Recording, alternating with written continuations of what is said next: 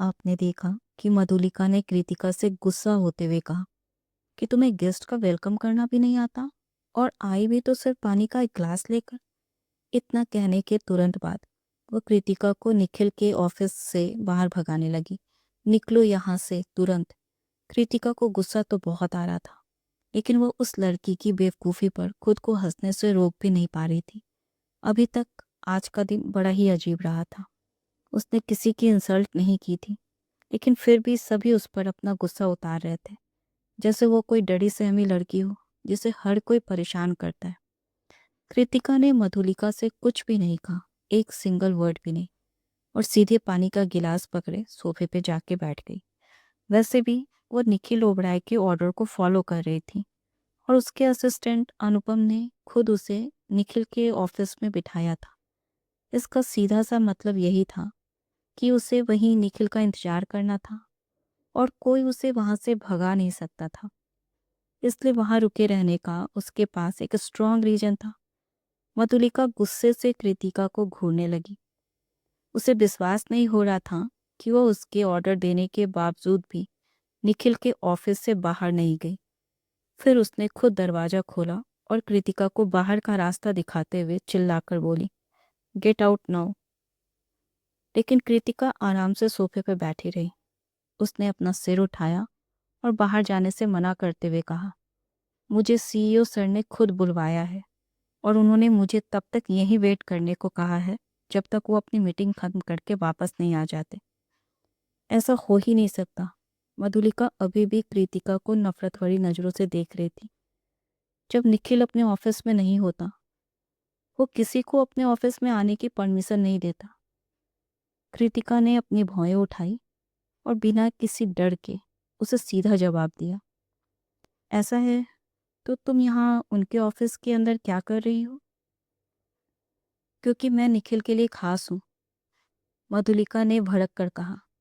ये लड़की एकदम अजीब है। इसकी हिम्मत कैसे हुई खुद को मुझसे कंपेयर करने की? वो सेक्रेटरी की बेटी है और निखिल को काफी पहले से जानती है।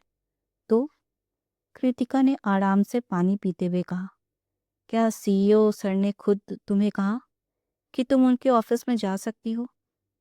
मैं पूरे कॉन्फिडेंस के साथ यहाँ बैठी हूँ क्योंकि सीईओ सर ने खुद मुझे काम के सिलसिले में बात करने के लिए बुलवाया है और उनके असिस्टेंट अनुपम सर मुझे खुद लेकर यहाँ आए थे। तुम चाहो तो मेरे साथ यहीं बैठकर सीईओ सर के आने का वेट कर सकती हो। मुझे इससे कोई प्रॉब्लम नहीं, लेकिन बिना कुछ सोचे समझे तुम मुझे यहाँ से बाहर नहीं निकाल सकती। मुझे नहीं लगता कि ये कंपनी तुम्हारी फैमिली ने बनना पाई है, इसलिए यहाँ की मालकिन बनने की कोशिश मत करो, ये गलत है। अनुपम तुम्हें यहाँ लेकर आया? वो होता कौन है ऐसा करने वाला? वो बस एक छोटा सा असिस्टेंट है। मुझे यहाँ निखिल के अंकल आदित्य ओबराय खुद लेकर आए हैं। मधुलिका ने गुस्से से अपनी उंगली कृतिका की तरफ पॉइंट करते हुए कहा कि तुम अभी अपने मन से यहाँ से बाहर जाओगी या फिर मैं तुम्हें यहाँ से क्या इस कंपनी से ही बाहर निकलवा दूंगी।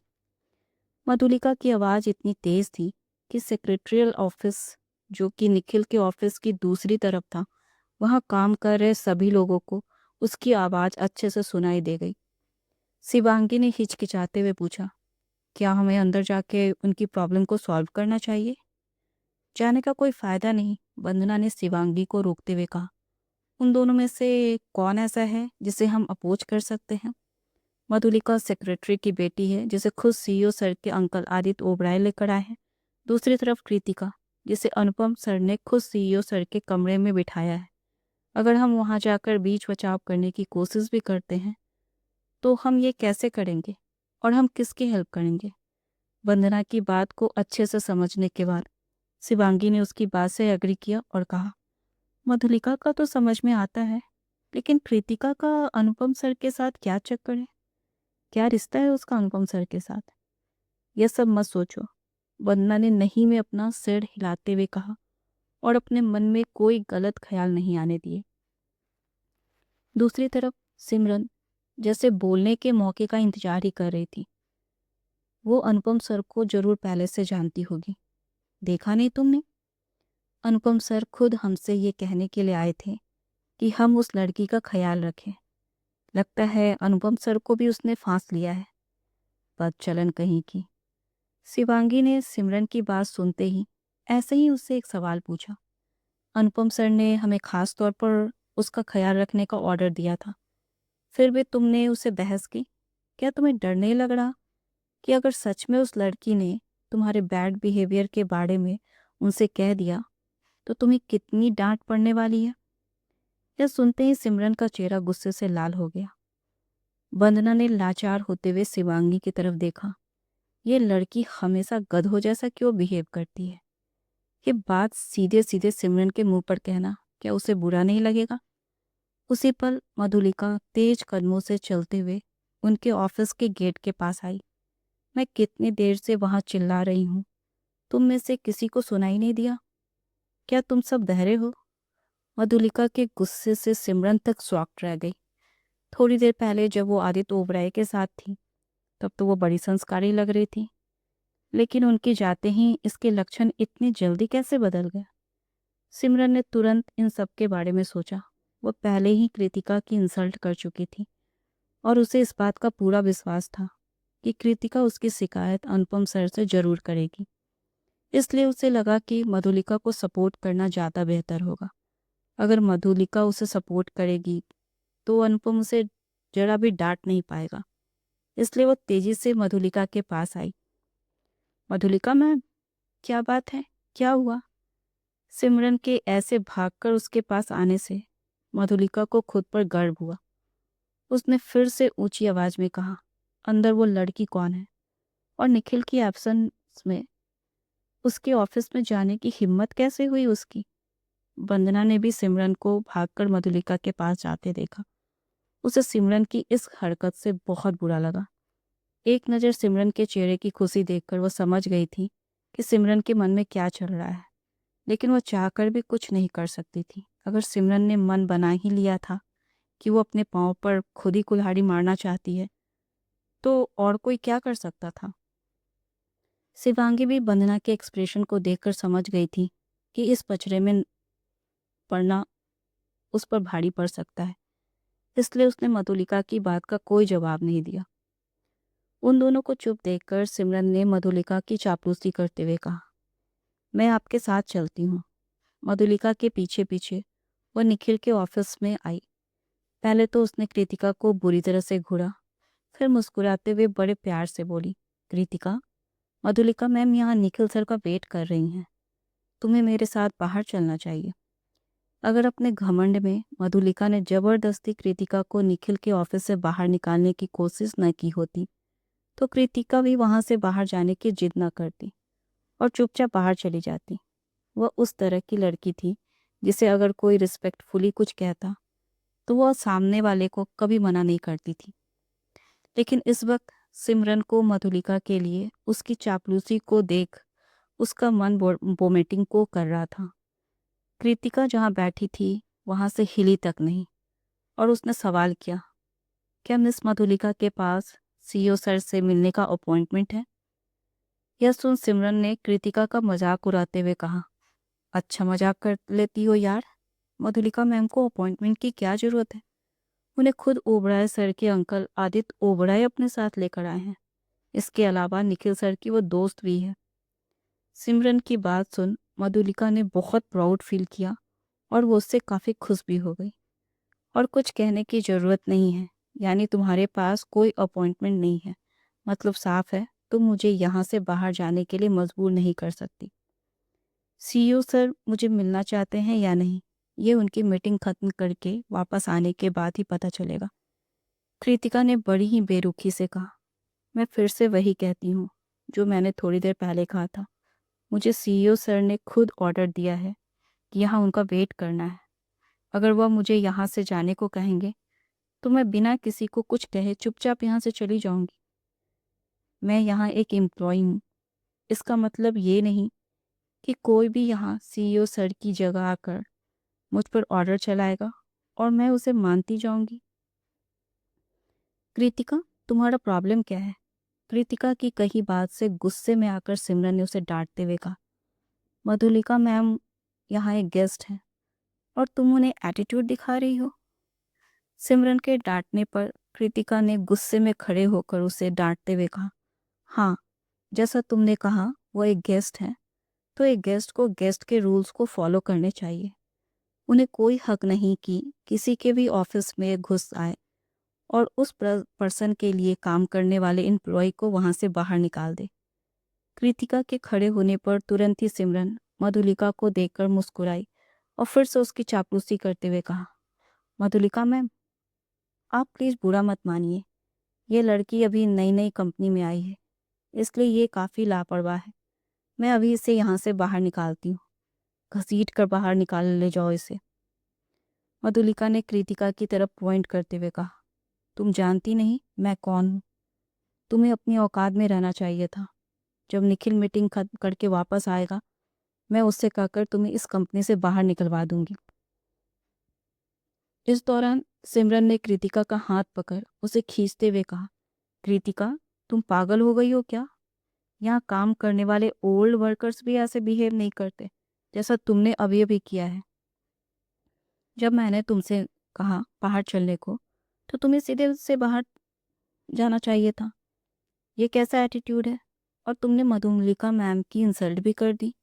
क्या फ़र्क पड़ता है तुम कहाँ वेट करती हो? हाँ, सीईओ ने तुम्हें उनकी मीटिंग खत्म होने तक वेट करने को कहा था, लेकिन क्या उन्होंने तुम्हें पर्सनली ये कहा कि तुम उनके ऑफिस में जाकर उनका वेट करो? तुम्हें तो उनके असिस्टेंट अनुपम लेकर आए थे, है ना? मतलब सीईओ ने तुम्हें उनका वेट करने के लिए नहीं कहा, बल्कि तुम अपने मन से ये बातें कहकर दूसरे पर ऑर्डर झाड़ रही हो। तुम सच में सनकी हुई हो क्या? मैं तुमसे कह रही हूँ, तुम बाहर निखिल सर का वेट कर सकती हो, लेकिन उनके ऑफिस के अंदर तुम दोबारा नहीं जा सकती। देखो तो तुम्हारी वजह से क्या हुआ है। जब से तुम आई हो तब से यहाँ काम करने का माहौल पूरी तरह से बिगड़ गया है। तुम जहाँ भी जा रही हो वहाँ लोग बस आर्गुमेंट ही कर रहे हैं। सिमरन ने बेचैन होते हुए कहा, अपने आप को देखो, अपनी पोजीशन को देखो। तुम मधुलिका मैम से लड़ कैसे रही हो? तुम्हें जरा भी अक्ल है या नहीं? उस पल निखिल अपनी मीटिंग खत्म करके मीटिंग हॉल से वापस अपने ऑफिस में आ चुका था और उसने वह सब सुन लिया जो अभी अभी सिमरन ने कृतिका को कहा था। ये याद कर कि कृतिका उसके ऑफिस में उसका वेट कर रही है, निखिल ने अपनी मीटिंग नॉर्मल टाइम के आधे से भी कम समय में पूरा कर लिया था। उसे क्या पता था कि कृतिका को उसकी नाक के नीचे भी टॉर्चर किया जाने लगेगा, इसलिए उसका चेहरा गुस्से से लाल हो गया। और जब निखिल के चेहरे पर उसके असिस्टेंट अनुपम की नज़र पड़ी, तब उसके दिल ने उससे बस इतना ही कहा कि ओबराय कॉरपोरेशन में सिमरन के अच्छे दिन आज से खत्म हो गए हैं। किस बात पर इतनी ऊंची आवाज में बहस कर रही हो तुम? निखिल के गुस्से को देख अनुपम ने आगे बढ़कर सिमरन को गुस्से में सवाल किया। जब कृतिका पीछे मुड़ी तो उसकी नज़र अनुपम से होते हुए निखिल के चेहरे पर जा टिकी। आखिरी बार जब वो निखिल से मिली थी तब उसके चेहरे पर एक प्यारी सी मुस्कान थी, लेकिन इस वक्त उसका चेहरा किसी राक्षस की तरह खूंखार लग रहा था। उसका दिल डॉल गुस्से में इतना डरावना लग रहा था कि उसके कुछ कहे बिना ही सामने वाला डर के मारे थर थर कांपने लगे। यहाँ तक कि कृतिका भी उसके उस रूप को देखकर कांप उठी थी। कहीं सच में उसे पहले दिन ही जॉब से बाहर ना निकाल दिया जाए। जब सिमरन ने पीछे पलटकर अनुपम को देखा तो उसकी नज़र भी उनके पीछे 4 कदम की दूरी पर खड़े निखिल पर गई। गुस्से से बाहर निकल आई निखिल की लाल बड़ी बड़ी आंखें देख एक पल में ही वह डर से उसका पूरा बदन पसीने से नहा गया। आज सीईओ सर की मीटिंग इतनी जल्दी कैसे खत्म हो गई? आज से पहले तो वह जब भी मीटिंग में जाते थे, शाम से पहले मीटिंग कभी खत्म ही नहीं होती थी। अचानक से सिमरन ने गिल्टी फील किया, लेकिन मधुलिका पर नज़र पड़ते ही उसे थोड़ी राहत मिली। उसने खुद को शांत किया। अगर उससे गलती हुई भी है तो उसे विश्वास था कि जब मधुलिका का सपोर्ट उसके साथ है तो निखिल का सारा गुस्सा उस पर नहीं बल्कि कृतिका पर उतरेगा। पल भर में उसका बेचैन मन शांत हो गया और दिल ही दिल वो खुश हो गई कि अब कृतिका गई काम से। जैसा सिमरन सोच रही थी बिल्कुल वैसा ही मधुलिका के मन में भी चल रहा था। उसने पूरा विश्वास था कि निखिल का गुस्सा कृतिका पर ही उतरेगा। निखिल, मधुलिका ने मुस्कुराते हुए निखिल का नाम लिया और तेजी से उसकी तरफ बढ़ी। निखिल को उसी गुस्सैले चेहरे के साथ अपनी तरफ बढ़ते हुए देख मधुलिका को यही लगा कि निखिल भी उससे मिलने आगे बढ़ रहा है, और यह सोचकर वो और भी प्राउड फील करने लगी। उसने हैंडशेक के लिए अपना हाथ निखिल की तरफ बढ़ाया, लेकिन किसे पता था कि निखिल मधुलिका की तरफ एक नज़र भी नहीं देखेगा और सीधा कृतिका के पास चला जाएगा। मधुलिका यह देखकर दंग रह गई। निखिल से हाथ मिलाने के लिए आगे बढ़ाया हुआ उसका हाथ हवा में ही रह गया, जिससे उसे बड़ी शर्मिंदगी महसूस हुई। जो हुआ वो देखकर सिमरन का पूरा बदन फिर से पसीने से नहा गया। ये क्या हो रहा है? मधुलिका तो निखिल को जानती है ना? वो लगातार उसे उसके नाम से बुला रही थी, और यह सुनने के बाद हर कोई यही समझेगा कि मधुलिका और निखिल अच्छे दोस्त हैं या एक दूसरे को पहले से जानते हैं।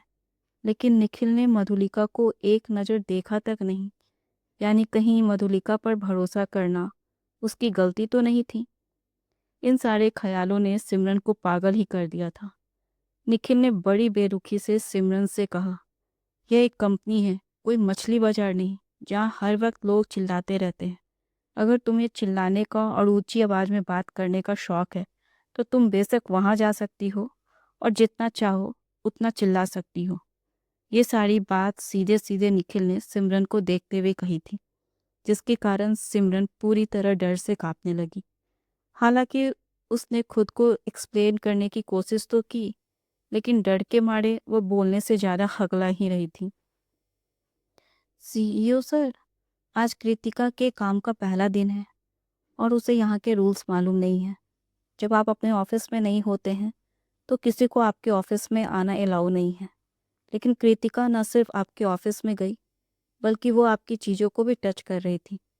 जब मधुलिका मैम ने उसे ऐसा करते हुए देखा तो उन्होंने उससे आपके ऑफिस से बाहर जाने को कहा, लेकिन उसने बाहर जाने से इनकार कर दिया और बेशर्मों की तरफ बिहेव करती रही।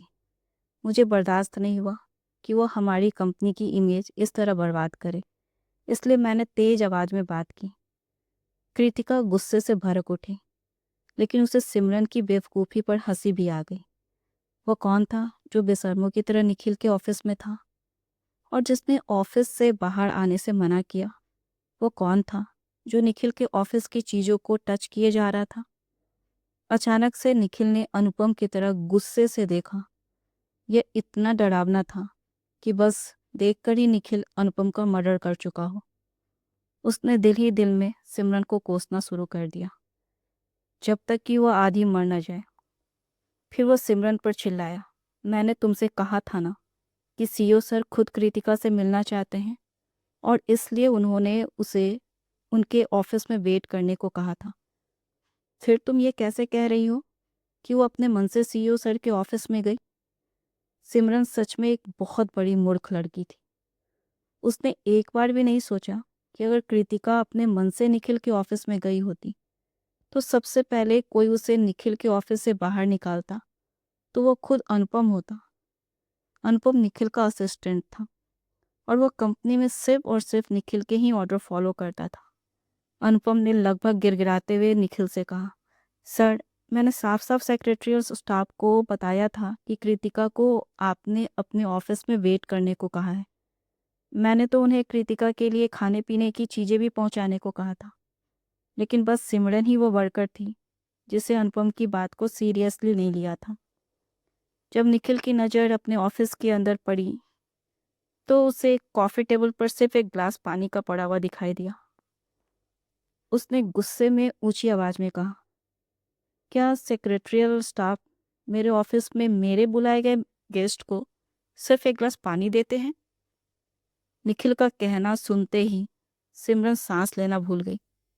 डर के मारे उसके दिल की धड़कन 4 गुना तेज हो चुकी थी।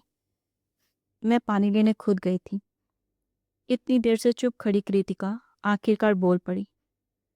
उसे सुनने के बाद सिमरन को थोड़ी राहत मिली।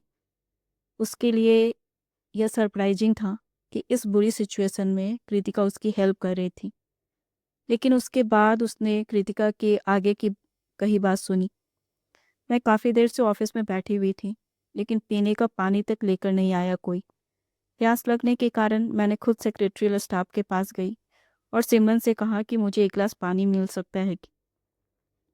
लेकिन सिमरन अपने नाखून को कलर्स करने में बिजी थी और उन्होंने मुझे पानी देने से मना कर दिया। तो मैं खुद कैंटीन जाके पीने का पानी लाना पड़ा।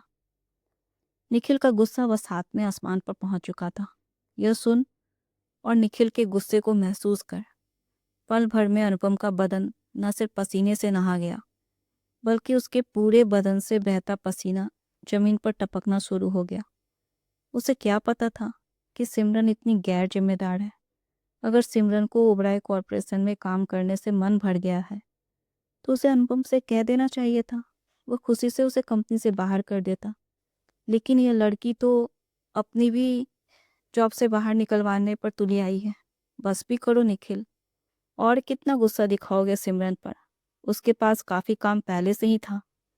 मधुलिका कृतिका को धक्का देते हुए निखिल के पास आकर खड़ी हो गई। यह देख के निखिल ने ऊंची आवाज में सवाल किया, तुम कौन? ओ बाबा रे, क्या सच में ऐसा हो सकता है कि मधुलिका भले ही बार बार निखिल को उसके नाम से पुकार रही थी, लेकिन निखिल तो उसे जानता तक नहीं। कृतिका अपनी हंसी रोक नहीं पाई और जोर से हंस पड़ी। अचानक ही मधुलिका कृतिका के उस पर हंसने से लहक उठी और उसने गुस्से से उसे घूर कर देखा। उसे लगा कि कृतिका जानबूझकर हंस रही है। उसने दिल ही दिल में उसे 1000 गालियां दी। मधुलिका को विश्वास नहीं हो रहा था कि वो उसे याद नहीं। निखिल, मैं तुम्हें सच में याद नहीं हूँ? वह दिखने में किसी परी से कम नहीं थी। निखिल उसे कैसे भूल सकता था? मैं आदित्य अंकल के साथ एक बार पुराने ओबराय मेंशन डिनर पर आई थी, मधुलिका ने कहा।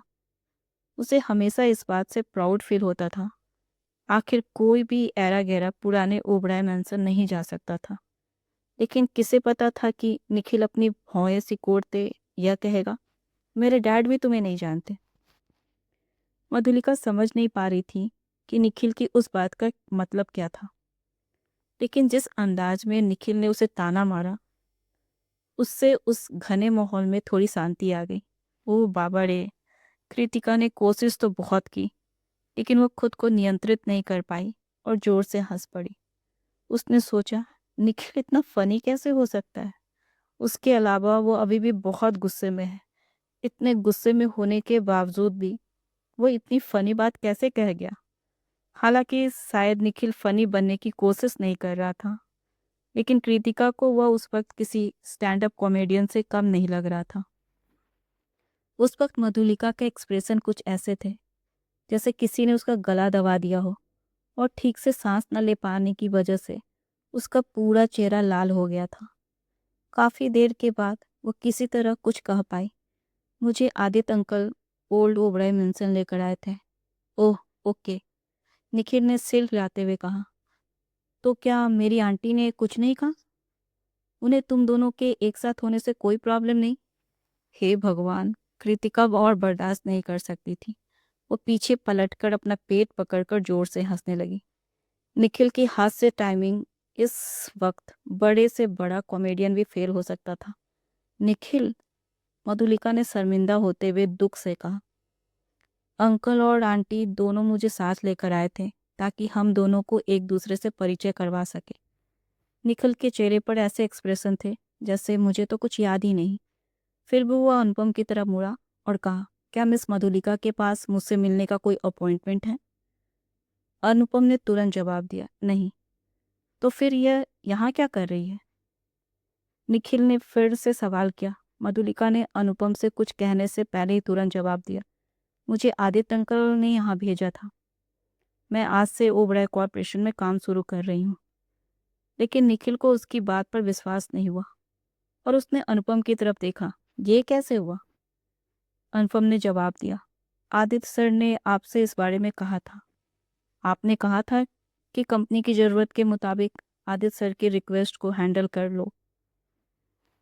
इसका सीधा मतलब यही था कि अपने सर का दर्द निखिल ने अनुपम को दे दिया था और यह पूछना भी भूल गया था कि तुम्हारे सर का दर्द कैसा है। मन ही मन अपनी गलती का एहसास होते ही निखिल अपने अंकल आदित्य को गुस्से से घूर रहा था। और यही बात मधुलिका की तो उसकी तरफ वो देखना तक नहीं चाहता था। निखिल ने थोड़ी ऊंची आवाज में मधुलिका से कहा, ऐसा है तो तुम्हें जिस डिपार्टमेंट के लिए असाइन किया गया है उस डिपार्टमेंट में जाकर रिपोर्ट करो। यहाँ क्या कर रही हो? यह लड़की सनकी है क्या? निखिल ने कहा। सभी सेक्रेटरियल स्टाफ हैरान थे और अपनी बेवकूफ़ी से परेशान भी। आदित्य अंकल ने भी कहा था कि मधुलिका यहाँ इंटर्नशिप के लिए आई है, तो फिर उन सब ने उसे निखिल सर के ऑफिस में क्यों जाने दिया? Kritika, come with me. Nikhil ने कृतिका को नाम लेकर पुकारा। वो भी निखिल के पीछे चल पड़ी। दोनों ने साथ साथ उनके ऑफिस में प्रवेश किया। उनके अंदर जाने के लिए दरवाज़ा खोलकर खड़े अनुपम ने दरवाज़ा बंद कर दिया और फिर मधुलिका से पूछा, मिस मधुलिका, क्या आपने कंपनी की एंट्री फॉर्मेलिटीज़ को पूरा कर लिया? अपना मुंह लटकाए हुए मधुलिका ने जवाब दिया, नहीं। शुरू में ही वह आदित्य अंकल के साथ सीधे निखिल के ऑफिस आ गई थी ताकि उसे मिल सके। वैसे भी उसने यही सोचा था कि आदित्य अंकल और निखिल से अपने कनेक्शन को यूज़ कर बिना कुछ किए वह इन फॉर्मेलिटीज़ को यहाँ के स्टाफ से पूरा करवा लेगी। लेकिन कौन जानता था कि जैसा उसने सोचा था वैसा नहीं होगा, साथ ही उसकी इतनी बेइज्जती हो जाएगी, सो अलग। लेकिन अनुपम का ध्यान मधुलिका के उस सैड एक्सप्रेशन पे नहीं गया और उसने कहा, मैं आपके साथ चलता हूँ, इस तरफ आए। मधुलिका ने एक बार फिर से निखिल के ऑफिस के दरवाजे की तरफ देखा। वो भूल नहीं पा रही थी कि उसे अभी अभी निखिल के ऑफिस से निकाला गया है। उसके बाद उसने बड़ी ही नफरत से सिमरन को देखा, फिर उसी नफरत से वहाँ के बाकी स्टाफ को। आज उसके साथ जो इंसल्ट हुई थी वो वहाँ मौजूद सभी सेक्रेटरियल स्टाफ ने देखी थी। इस दौरान दिल ही दिल में सिमरन बस यही सोच रही थी कि मधुलिका की हेल्प कर उसने बहुत बड़ी गलती कर दी। वैसे तो अब तक मधुलिका अनुपम के साथ वहाँ से जा चुकी थी, लेकिन उसकी आंखों में अपने लिए नफरत देख सिमरन समझ गई थी कि आज तो क्या, फ्यूचर में भी मधुलिका कभी उसकी हेल्प नहीं करने वाली है।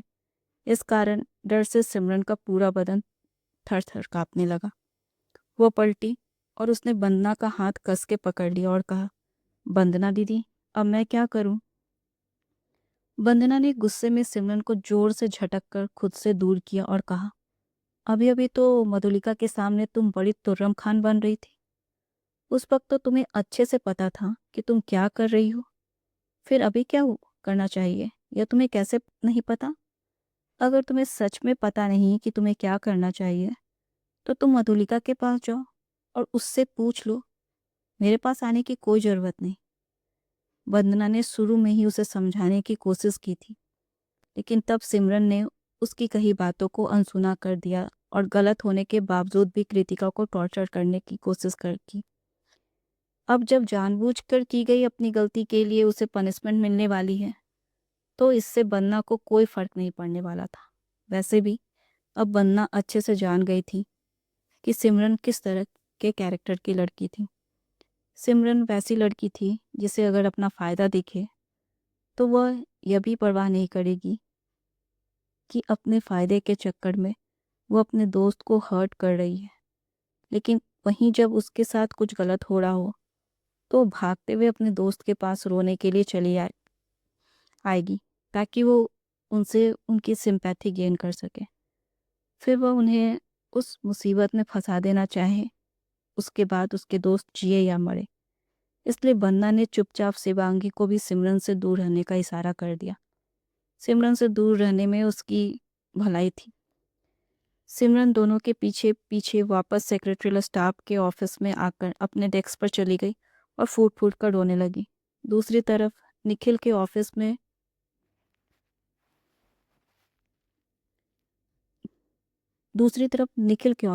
बैठो, निखिल ने सोफे की तरफ पॉइंट करते हुए कृतिका से कहा और उसके अपोजिट साइड में वो भी बैठ गया। मेरे स्टाफ ने तुम्हारे से काफ़ी गलत तरीके से ट्रीट किया, उसके लिए आई एम सॉरी। तुम्हें काफ़ी बुरा लगा होगा ना? कृतिका ने हल्की मुस्कुराहट के साथ कहा, कोई बात नहीं, मैं भी उससे अच्छे से मजा चखाया, इट्स ऑल गुड। कृतिका की बात को सुन निखिल भी मुस्कुराया और मन में बोला, यह लड़की किसी से हार मान नहीं सकती। घड़ी पर एक नज़र जाने के बाद निखिल ने अनुपम को अंदर बुलाया, जो कुछ पल ही मधुलिका को उसके वर्क डिपार्टमेंट में सेटल करके आया था। कृतिका को लगा कि अब वो काम को लेकर बात करने वाला है, इसलिए उसने तुरंत खुद को मेंटली प्रिपेयर कर लिया। लेकिन कौन जानता था कि निखिल आगे क्या कहने वाला है। लंच टाइम होने वाला है, 2 लोगों के लिए खाने का ऑर्डर दो। आज लंच मैं कृतिका के साथ ही करूँगा। ये सुनते ही हैरानी में कृतिका ने कहा, मैं लंच के बाद आ सकती हूँ, आप पहले लंच कर लीजिए। निखिल ने धीमी आवाज़ में कहा, लंच रेडी होकर आने में भी काफ़ी वक्त लगता है, तब तक हम लोग डिस्कस कर सकते हैं। कृतिका निखिल के साथ लंच करने में अनकंफर्टेबल फील कर रही थी। उसने फिर से उसे मना करना चाहा कि वह बाद में आती है, लेकिन अनुपम बीच में ही बोल पड़ा, कृतिका, काम के बिजी शेड्यूल के कारण कभी कभार ही सीईओ सर को लंच करने का मौका मिल पाता है। प्लीज़ मना मत कीजिए। अगर आप मना कर देती हैं तो फिर से काम में उलझ जाएंगे और लंच नहीं कर पाएंगे।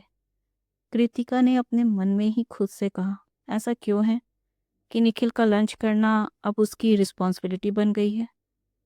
ये कुछ ऐसा था जैसा वह उसके लिए काफ़ी इम्पोर्टेंट है। चूँकि अनुपम ने काफ़ी जोर देकर यह कहा था, इसलिए कृतिका मना नहीं कर सकी। अनुपम तेजी से खुशी खुशी दोनों के लिए खाना ऑर्डर करने निकल गया, ये सोचकर कि थोड़ी देर पहले हुई गलतियों की भरपाई वह अपने अच्छे काम करके निखिल के गुस्से को अपने ऊपर से थोड़ा कम कर पाएगा। निखिल। वहीं कृतिका हमेशा की तरह निखिल को उसके नाम से पुकारना चाहती थी, लेकिन अब जब वो क्योंकि उसके लिए काम करती है तो ऐसा करना ठीक नहीं होता। उसने अपनी गलती सुधारते हुए कहा, सर। निखिल ने मुस्कुराते हुए कहा, तुम अभी भी मुझे क्या कहकर बुलाने वाली थी। कृतिका को थोड़ा ऑकवर्ड लगा। मैं आपको आपके नाम से पुकारने वाली थी, मुझे ऐसा करने की आदत हो गई है, और तुम मुझे सर या सीईओ कह के बुलाओ, मुझे इसकी आदत नहीं। यह कहते हुए निखिल की नज़रें कृतिका के चेहरे पर जा टिकी, जिससे कृतिका के पूरे बदन में एक सनसनी सी दौड़ गई। किसी तरह खुद को काबू में करके निखिल की आंखों में देखकर कृतिका ने कहा, लेकिन अब मैं आपकी कंपनी में एक एम्प्लॉय हूँ, तो मुझे आपको सर या सीईओ कहकर ही बुलाना होगा। पता नहीं वो हमेशा उसे उसी तरह देखता आया था, या आज कृतिका को ऐसा लग रहा था कि उसकी नज़रें उसे जलाकर राख कर देने वाली है। मुझे लगा था कि हम दोनों चाहे कुछ भी हो जाए, कैसी भी बुरी सिचुएशन आ जाए, एक दूसरे के दोस्त हैं और हमेशा रहेंगे। निखिल ने उदास होते हुए कहा, लेकिन ये शायद बस मेरी इमेजिनेशन थी। हम दोनों कैसे? पहले से ही नर्वस कृतिका के माथे पर अब पसीने की बूंद उभर आई थी। मुझ में हिम्मत नहीं कि मैं आपके दोस्त कहलाऊं। थोड़ी देर पहले उसके ऑफिस के बाहर निखिल की गुस्सैल नजरें उसके किसी भी स्टाफ को पल भर में डर से कांपने पर मजबूर कर सकती थी। इसलिए ऑफिस के अंदर उसके पोलाइट बिहेवियर को देख कृतिका ये एक्सपेक्ट ही नहीं कर पा रही थी कि यह वही निखिल है। हा हा हा, निखिल हंस पड़ा। ऐसा भी कुछ है जिसे करने से तुम डरती हो, लेकिन मेरे ख्याल से तुम्हें किसी बात का कोई डर नहीं होता। I think you are courageous. Kritika धीरे से हंस पड़ी। वास्तव में जितना आप समझ रहे हैं, मैं उतनी भी करेजियस नहीं हूँ। निखिल ने कृतिका को एक पल देखा। कुछ सोचने के बाद उसने कहा, कृतिका, क्या तुमने अपने जानने वालों से मुझे अपना फ्रेंड कहकर इंट्रोड्यूस नहीं करवाया? यहाँ तक कि तुमने अपनी माँ के सामने भी मुझे अपना दोस्त कहा। कृतिका ने हार मान ली। हाँ, मैंने आपको अपना दोस्त कहा, लेकिन उसे ऐसे करने के लिए मजबूर होना पड़ा। अगर वह सीधी सीधी सबको यह बता देती कि निखिल वास्तव में कौन है, तो उनमें से कुछ को हार्ट अटैक आ सकता था। उसके पास उसे दोस्त कहने के अलावा और कोई चारा नहीं था। निखिल ने फिर से सवाल किया, इसके अलावा क्या मैंने तुम्हें 10 लाख रुपए नहीं दिए, और अभी भी 5 लाख रुपए मुझको लौटाना बाकी है ना? हाँ, कृतिका ने सर हिलाया। निखिल ने फिर कहा, किसी अजनबी को छोड़ो, एक नॉर्मल फ्रेंड भी शायद अपने दोस्त को इतनी बड़ी रकम ना दे। ठीक कहा ना मैंने? हाँ, कृतिका ने ईमानदारी से कहा। निखिल ने फिर सवाल किया, यानी इसका मतलब यह है कि हमारी रिलेशनशिप किसी नॉर्मल फ्रेंडशिप से भी काफ़ी बेहतर है। मैं सही कर रहा हूँ ना? बिल्कुल, कृतिका ने कहा। 1 मिनट, यह क्या खेल गया निखिल? अपनी बातों के जाल में फंसा लिया था उसने उसे, और अपनी मर्जी से उसे उसकी हाँ में हाँ मिलाने को मजबूर भी कर दिया। लेकिन ठीक उसके बाद जो निखिल ने कहा, उससे कृतिका बुरी तरह चकरा गई। पहली बार जब हम मिले थे, तब तुमने मुझे जो कहकर पुकारा था, इस वक्त मेरे लिए तुम मुझे वही कह के पुकारो, मिस्टर निखिल ओबराय। कृतिका हैरान रह गई। अच्छा था कि वो इस वक्त पानी नहीं पी रही थी, वरना अभी वो सारा पानी उसके मुंह से बाहर निकल आता। निखिल और कृतिका की इस बातों का बाहर ऑफिस के स्टाफ पर क्या होगा असर, जानने के लिए इसका नेक्स्ट पार्ट